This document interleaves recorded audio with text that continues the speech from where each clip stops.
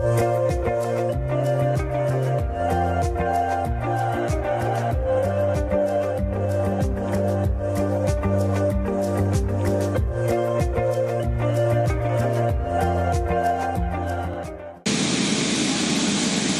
à celles et ceux qui nous rejoignent pour vivre les premiers instants du voyage du pape François en République démocratique du Congo.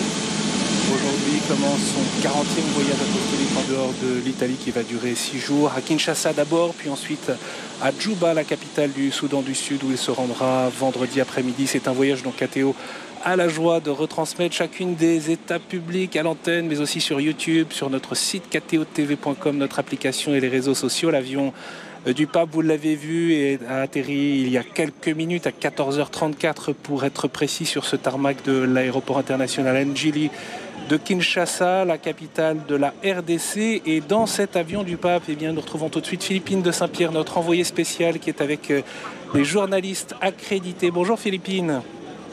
Bonjour Étienne.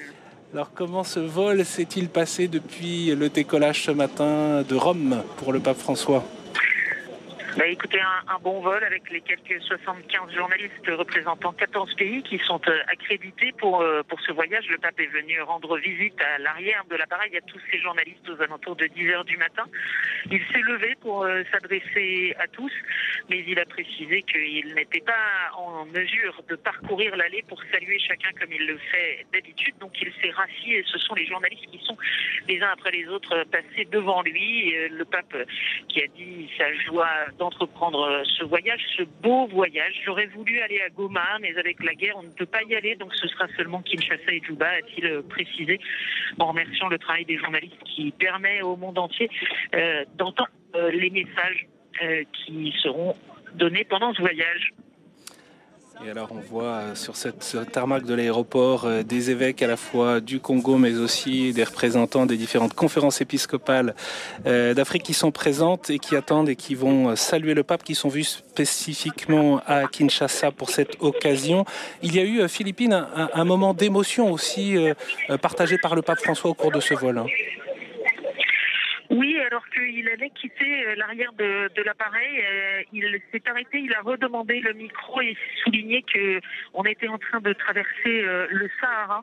Le pape a alors demandé, ayons une pensée en silence, une prière pour toutes les personnes qui, en cherchant un peu de bien-être, un peu de liberté, ont tenté la traversée et n'ont pas réussi. Et puis tous ceux qui souffrent, qui arrivent à la Méditerranée après avoir traversé le désert et qui sont enfermés dans des camps, prions pour tous ces gens, a demandé le pape en s'arrêtant quelques instants en silence au milieu des journalistes avant de regagner l'avant de l'appareil. Merci beaucoup Philippine pour ce premier écho depuis cet avion du pape.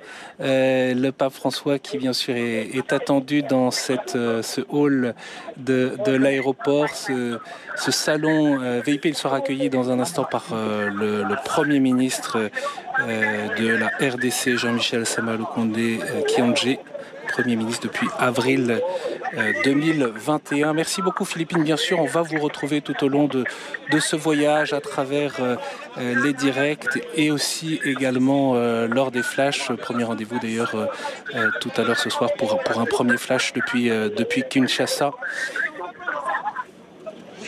On peut souligner, vous l'avez évoqué, le pape qui évoquait la ville de Goma lors du voyage qui était prévu début juillet et reporté pour raison de santé aussi du fait des conditions de sécurité, même si le Vatican ne l'a pas mentionné officiellement de cette manière.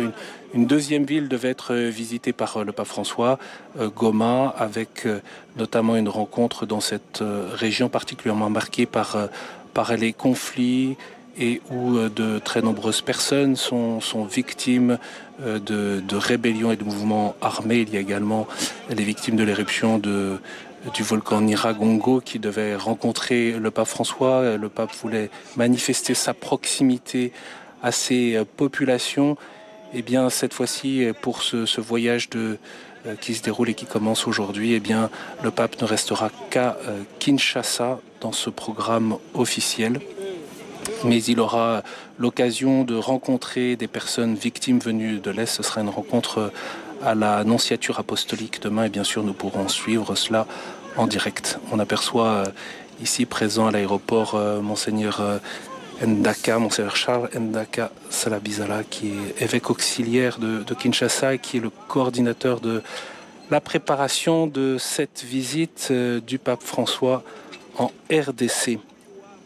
Nous saluons particulièrement d'ailleurs tous ceux qui nous suivent depuis cette République démocratique du Congo et depuis la région.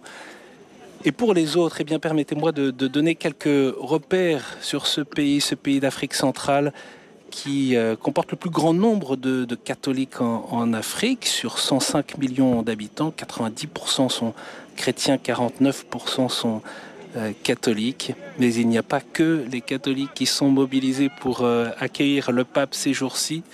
Nous devrions l'observer tout au long de ces journées à Kinshasa et peut-être même pour le pape François, à commencer par les 25 kilomètres qu'il va parcourir de cet aéroport Ndjili jusqu'au palais de la Nation où doit se dérouler la cérémonie de bienvenue et le discours, la rencontre avec les autorités, le corps diplomatique ainsi que les représentants de la société civile. Tous les croyants, je vous le disais, ont été invités à se mobiliser.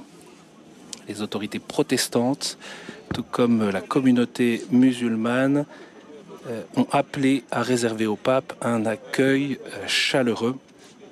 Le mercredi 1er février, demain donc, a été déclaré chômé le matin par le gouvernement pour permettre à la population de suivre la messe présidée par le pape, et les écoles seront fermées pour permettre donc à tous les habitants de Kinshasa de participer à cette visite. Et l'on voit l'archevêque de cette ville, le cardinal Ambongo, qui est à la fois l'homme fort de cette église en RDC et qui est également celui qui va accueillir le pape François et l'accompagner tout au long de ses jours. La RDC, c'est le deuxième plus grand pays du continent africain, grand comme 4 fois la France, 80 fois la Belgique, dont il est indépendant depuis 1960. C'est une vaste zone de son territoire qui, de RDC, est couverte par la deuxième forêt tropicale la plus vaste au monde, dans ce bassin de l'immense fleuve Congo, long de 4320 km. Les enjeux autour de l'écologie intégrale sont donc majeurs pour le pays.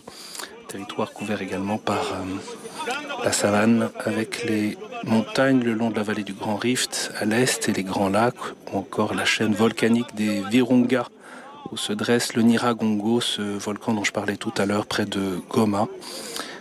La dernière éruption de ce volcan date de 2021 et elle a provoqué des milliers de déplacés, la destruction de villages entiers.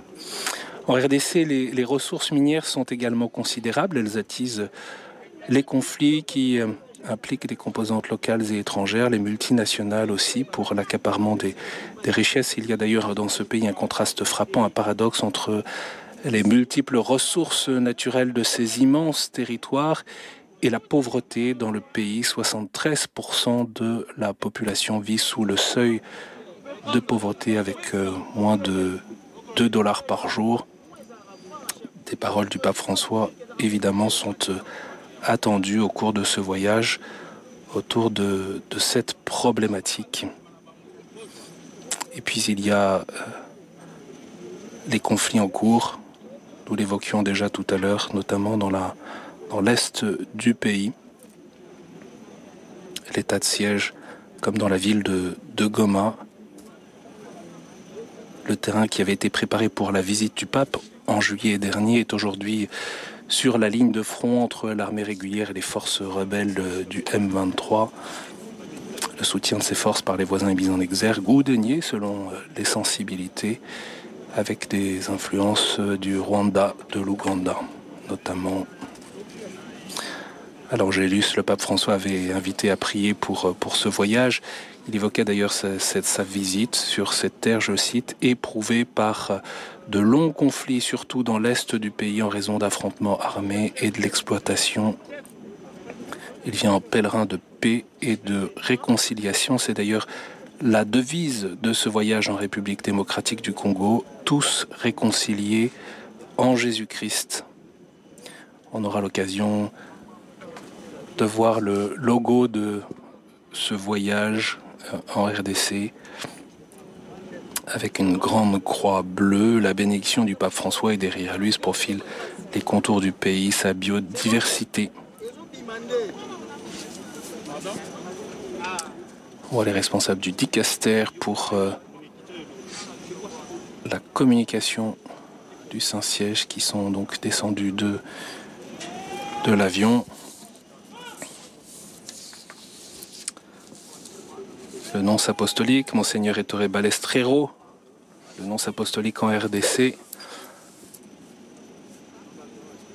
est monté saluer à bord le pape François, comme le veut le protocole. Le voilà maintenant aux côtés de Monseigneur Gallagher, le secrétaire pour les relations avec les États du Saint-Siège. Et l'on voit là la délégation du Saint-Siège qui accompagne donc le pape François, parmi lesquels le cardinal Pietro Parolin, le secrétaire d'État du Saint-Siège, également le cardinal Taglé, pro-préfet du dicaster pour l'évangélisation.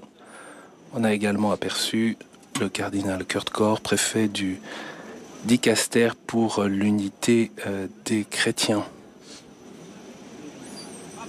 Et voilà, parmi ces évêques, notamment du Congo, c'est Monseigneur Maroy, l'archevêque de Bukavu, qui est présent là, sur le tarmac de l'aéroport. J'évoquais Monseigneur Ettore Balestrero, le nonce apostolique en RDC, à nos confrères de Vatican Media. Il confiait dimanche la joie des fidèles dans le pays, la joie qui est tellement grande que tout devient simple, disait-il. Le rêve est devenu réalité, le pape arrive. Il rappelait qu'on estimait qu'à la messe du pape demain à Kinshasa, il pourrait y avoir 2 millions de personnes. C'est évidemment un défi logistique et sécuritaire pour tout le monde. Et cette visite, disait le nonce, c'est un moment de rencontre avec ceux qui souffrent, notamment les victimes de l'Est. C'est un moment important pour inviter les Congolais à se réconcilier, mais aussi une invitation à vivre avec cohérence leur foi. Il y a un message à tous les Congolais pour leur dire que le changement est entre leurs mains, indiquait le nonce. Vous ne pouvez pas le déléguer. Il faut pas regarder le passé, mais l'avenir. Vous devez chercher à vous réconcilier. Et cette visite va être l'occasion pour le pape de délivrer, je cite le nonce, un message important pour la communauté internationale, à qui il dira sans doute: vous ne pouvez pas oublier le Congo, car il y a une urgence morale. Les gens ne peuvent pas être négligés et ne peuvent pas être oubliés. Voilà, il n'y aura pas d'échange de discours prévu à l'aéroport. On peut dire quelques mots sur ce qui va se passer. Le premier discours officiel du pape, ce sera dans les jardins du palais présidentiel, après la cérémonie de bienvenue, le palais de la Nation. Et comme je vous le disais, c'est donc le Premier ministre de RDC qui a reçu la charge d'accueillir le pape ici à l'aéroport dans ce salon VIP. Il y aura un moment d'échange, de présentation des délégations, puis ensuite le pape François rejoindra le palais de la Nation qui est à 25 km d'ici.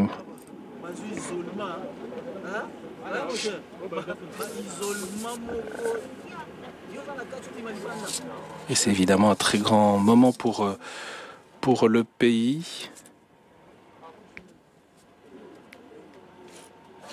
On aperçoit le cardinal archevêque de Bangui, Dieudonné Nzapalenga.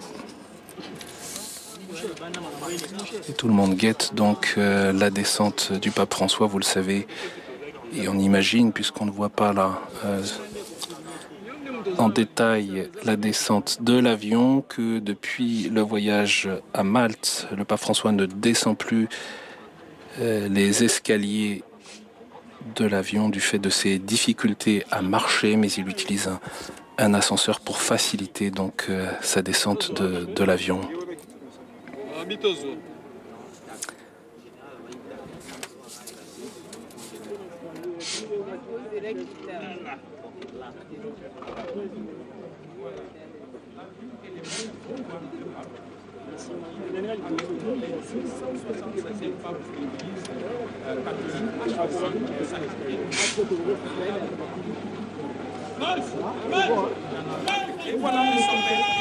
Et voilà le pape François qui est donc descendu de l'avion et qui est accueilli sur le tarmac par les autorités de République démocratique du Congo.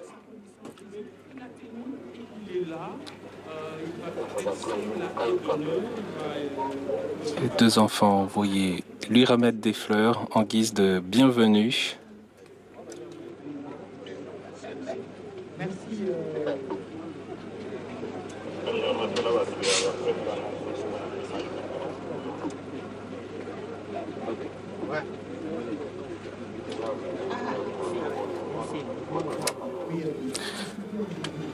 Un accueil qui se déroule, comme vous le voyez, sous le regard attentif des caméras pour retransmettre ces premiers instants importants et tant attendus par la population.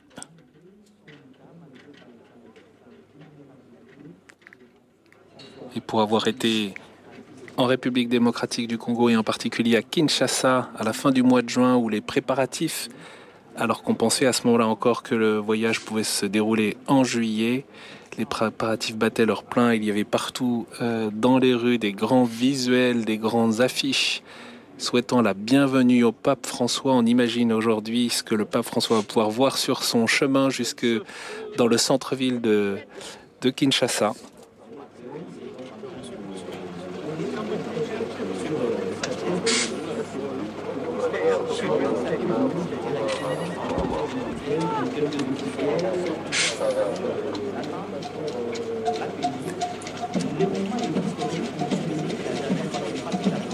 Et donc voilà le pape qui vit ses premiers instants en RDC sous les au moins 30 degrés sur ce tarmac.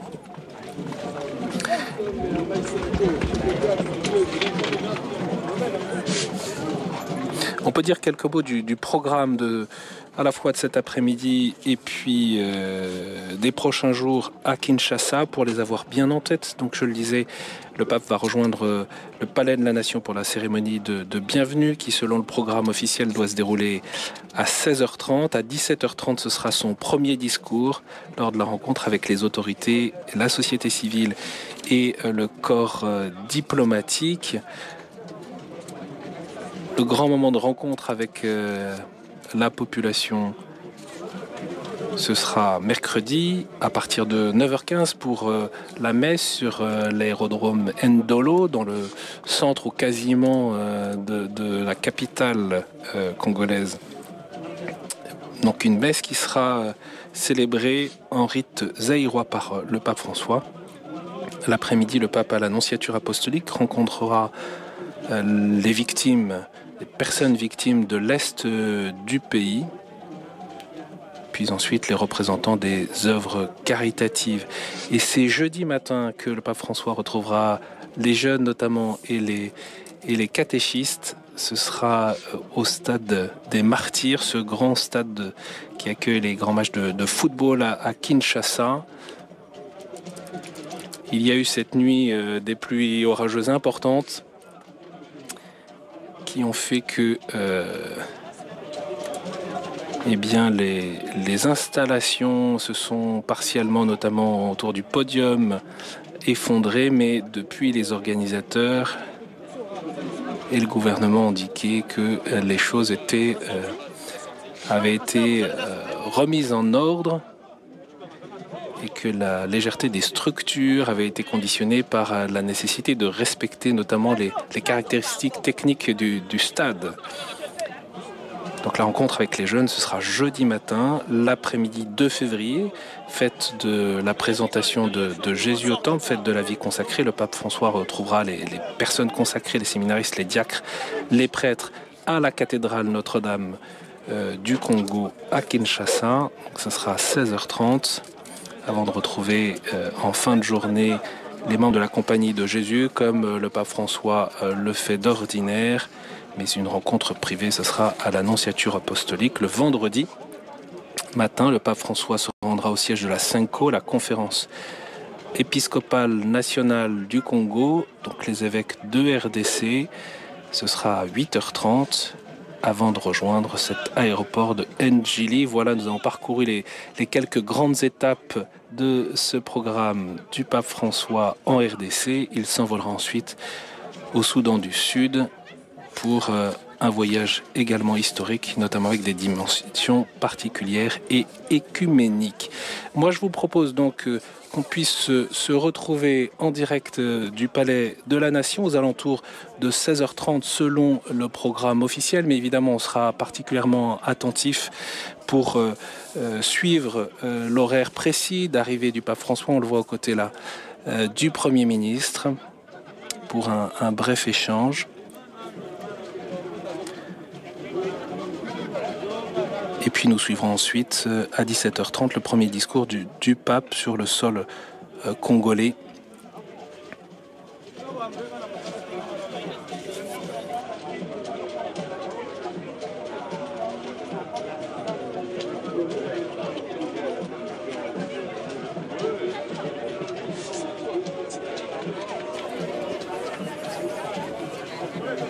Et vous le voyez, le pape François qui est accompagné d'un traducteur pour un premier échange informel autour de cet accueil, de son arrivée.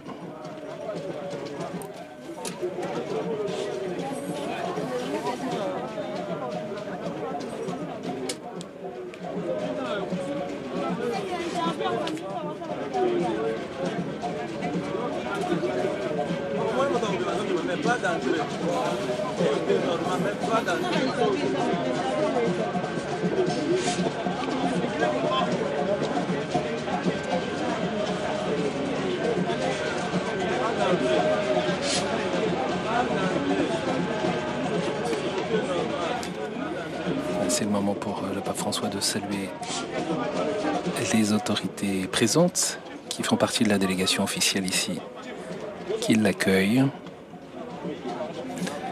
Vous avez vu tout à l'heure, le pape François s'est demandé s'il fallait être debout ou assis. C'est le Premier ministre qui lui a dit mais restez assis.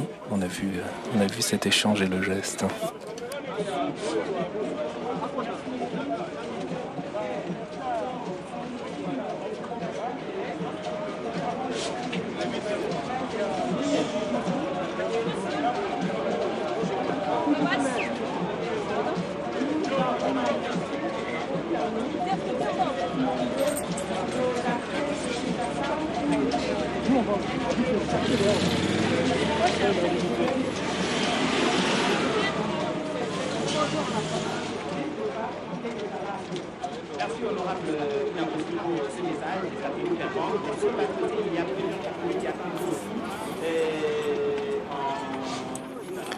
On évoquait tout à l'heure ce grand pays qui est la République démocratique du Congo, 105 millions d'habitants, avec plus de 200 groupes ethniques, 450 tribus.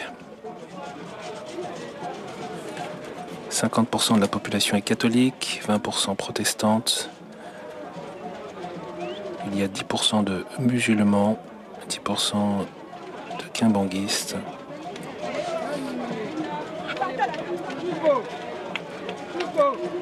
Et il y a 4 langues officielles, en plus du français. Donc le Lingala, le Kikongo, le Kingwana, le Chiluba.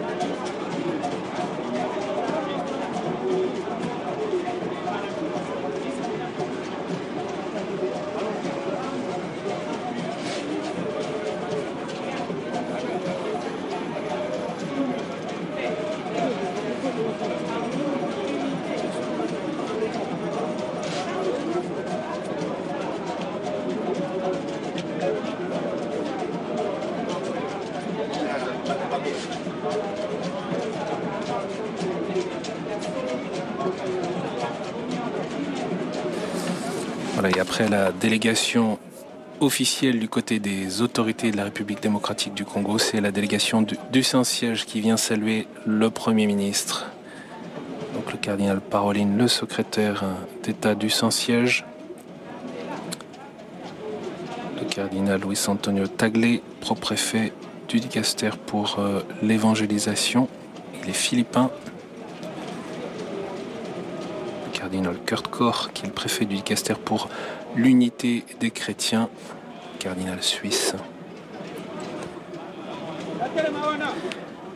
Et alors celui qui vient non pas d'abord saluer en premier lieu le Premier ministre parce qu'il l'a vu tout à l'heure, mais le pape François, c'est le cardinal Ambongo Bezungu, archevêque de Kinshasa, membre du C9, le Conseil des cardinaux, autour du pape François. Il a pris la suite du grand cardinal Laurent Monsengwo Pasigna, son prédécesseur à Kinshasa.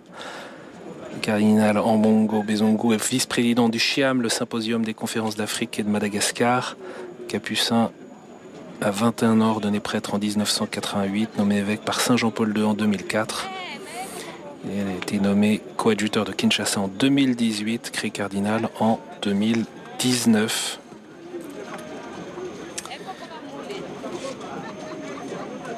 Et on aperçoit à l'instant Monseigneur Marcel Outambi Tapa, le président de la conférence épiscopale nationale du Congo, la SENCO, il est président depuis 2016, c'est l'archevêque de Kisangani depuis 2008. On a également aperçu le nonce apostolique dont on parlait tout à l'heure, Monseigneur Balestrero.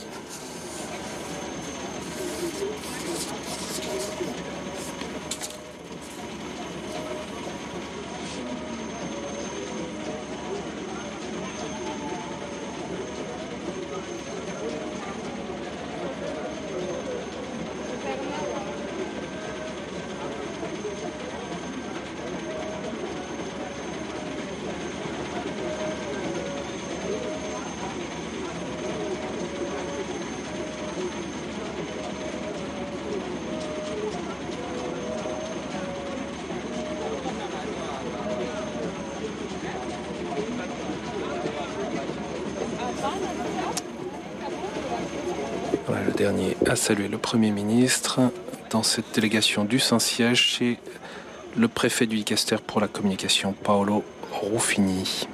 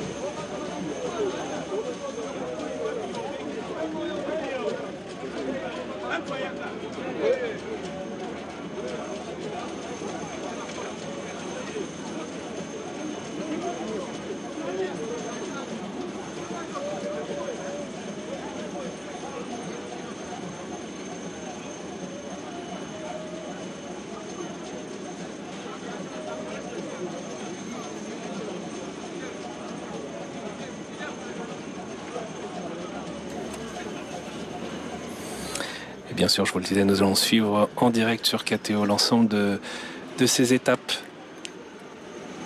du voyage du pape François en Afrique, en République démocratique du Congo et au Soudan du Sud. Et nous prenons le temps, et notamment pour tous ceux qui nous suivent depuis la RDC, que nous saluons à nouveau. N'hésitez pas à retrouver les horaires de nos directs, de notre programmation spéciale sur notre site ktotv.com. Vous pouvez nous suivre également sur YouTube, sur Facebook, sur nos réseaux sociaux. Et puis vous pouvez également vous abonner à notre fil WhatsApp ou Telegram, un abonnement que vous arrivez, auquel vous pouvez accéder depuis notre site.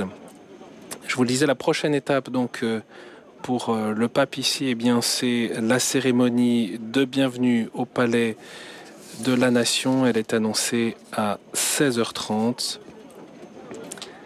Je vous propose donc de nous retrouver tout à l'heure à 16h30 pour suivre cette cérémonie de bienvenue où le pape François sera accueilli par le président de la République, Félix Tshisekedi.